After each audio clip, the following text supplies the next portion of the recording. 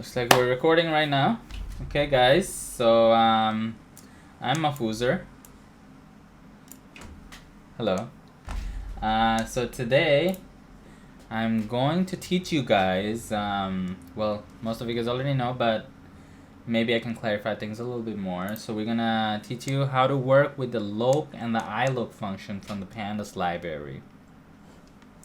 It's a very powerful tool. Pandas itself is a very powerful library. So let's get started. Okay. So first, let's import pandas. Live coding. Let's see. All right, we imported pandas. So let's get a data set first. Let's get and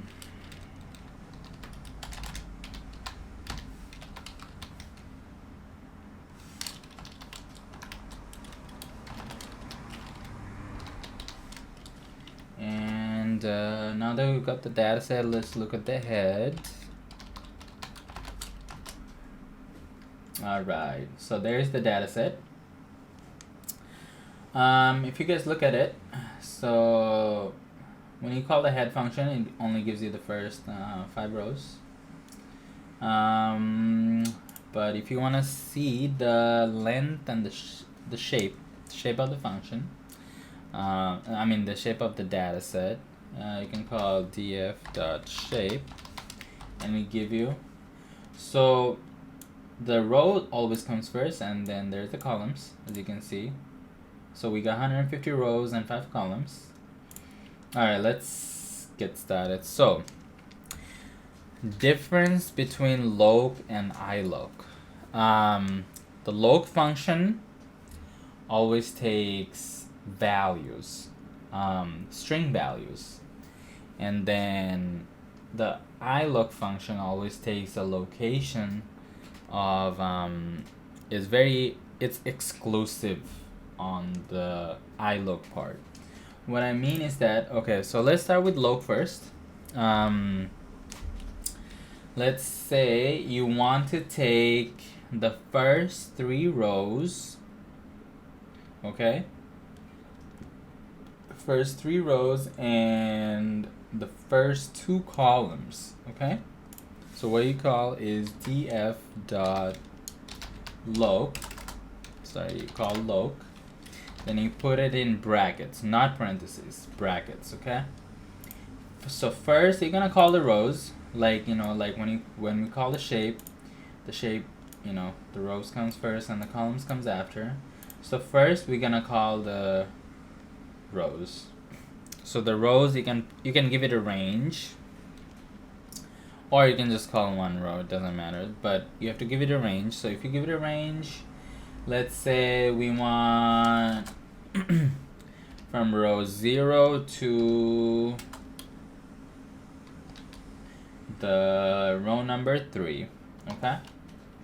And in this case, and then comma, and then you can give it the columns.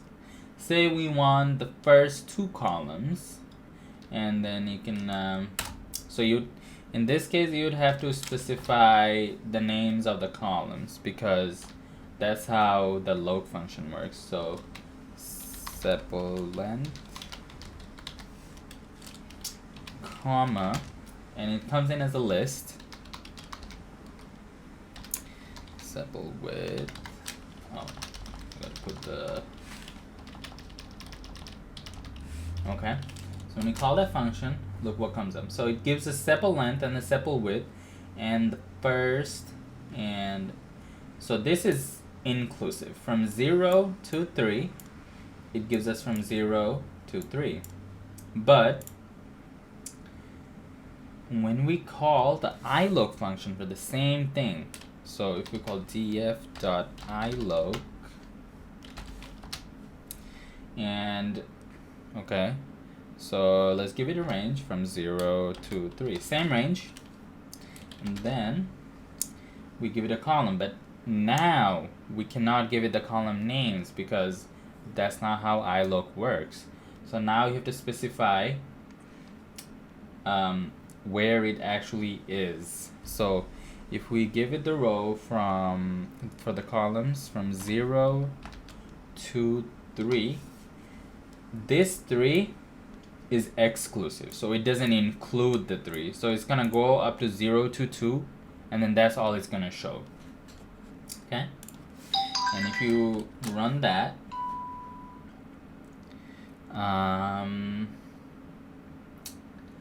it gives you the first 0, 1, 2. It doesn't give you the third column, okay? And that's mainly the difference between the loc and the iloc function. Another thing, you can also, if you just give it, if you just give it one range from 0 to 3, it's gonna, pandas just takes it as just, you're just specifying the rows, and it will give you all the columns. So if we run that function right now, see what happens. It gives us all the columns, and it gives us rows from 0 to 3 indexing, okay? And the same thing with the iloc function. And see, it doesn't include the third position. It gives you from 0, 1, 2, okay? And that's the main difference between the loc and the iloc functions. And that'll be my small tutorial. If you guys do have any more questions, please comment below, and I'll get back to you guys with another tutorial soon. Thank you.